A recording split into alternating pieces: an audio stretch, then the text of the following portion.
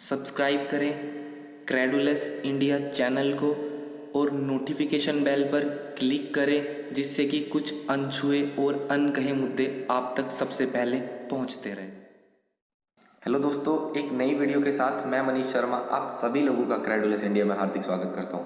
तो दोस्तों, देखते ही देखते भारत आत्मनिर्भर बन ही गया।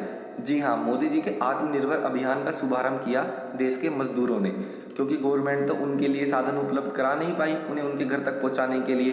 तो बेचारे अपने आत्मनिर्भर धर्म का पालन करते हुए, मोदी जी की बात का पालन करते हुए पैदल ही निकल पड़े, क्योंकि उन्हें आत्मनिर्भर बनना था। और आखिर भूख और प्यास से मरा इंसान और कर भी क्या सकता था। अब बात शुरू होती है उन 1000 बसों से जो प्रियंका गांधी ने यूपी गवर्नमेंट को भेंट करते हुए कहा था कि मजदूरों को घर भेजने के लिए साहब इनका ही इस्तेमाल कर लीजिए। पर उनका इस्तेमाल आखिर किया कैसे जा सकता था। उन बसों की तो फिटनेस लेवल ही बहुत ख़राब थी। और आपको तो पता ही है जी कि यूपी में तो मर्सिडीज लेवल की बसें चलती हैं। तो भला गवर्नमेंट उन आत्मनिर्भर मजदूरों को कचरा गाड़ी से कैसे भेज देती। और वैसे भी उन बसों में टीवी भी तो नहीं लगा हुआ था जिससे वो विष्णु पुराण, कृष्ण लीला, रामायण जैसे सीरियलों का लुफ्त उठा सके, अपने सफ़र में लुफ्त उठाते जाते। तो भला फिर योगी गवर्नमेंट कैसे इजाज़त दे सकती थी ऐसी असामाजिक गतिविधियों का। अब बात आती है जी ये कि कुछ लोगों ने बोला कि उनमें 63 बसों का नंबर गलत है, जो कि कार, स्कूटर, ऑटो रिक्शा के नंबर है। 63 क्या, चलो मान लेते हैं कि 500 का नंबर गलत था। अरे भाई, पर वो बाकी की 500 तो बची थी, उनसे ही उन मजदूरों को वापस भेज देते, कुछ तो मजदूर अपने घर पहुंचते। और वैसे भी बीजेपी गवर्नमेंट हमेशा से कहती आई है कि ये गरीबी देश को कांग्रेस की देन है और ये लेबर कांग्रेस की बदौलत ही आज दूसरे प्रदेशों में काम कर रही है।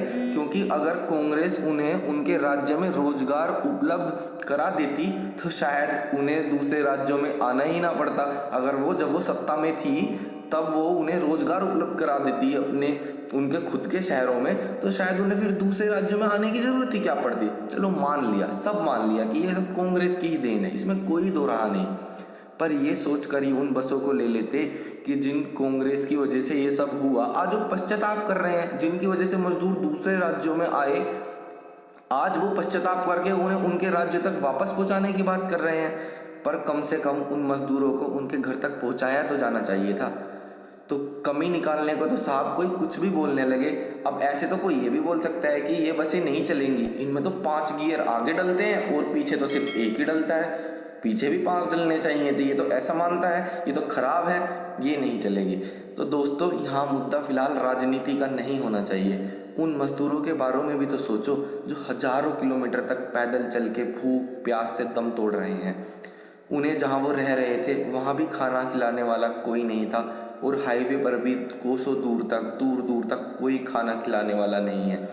एक मासूम 12 साल की बच्ची जिसे इस वक्त लाड़ दुलार की ज़रूरत थी, उसके नन्हे कदम तो ये भी नहीं जानते थे कि वो इतने हजारों किलोमीटर चल भी पाएंगे या नहीं चल पाएंगे, लेकिन वो फिर भी चलती है और बीच राह में दम तोड़ देती है। अब हमें राजनीति से ऊपर उठकर मानवता को ऊपर रखते हुए सोचना होगा, नहीं तो जिनके खून पसीनों से ये भारत बना है, अगर वो ही नहीं रहेंगे तो भारत कहाँ से रहेगा। तो दोस्तों, उम्मीद करता हूँ कि आपको ये वीडियो अच्छी लगी होगी।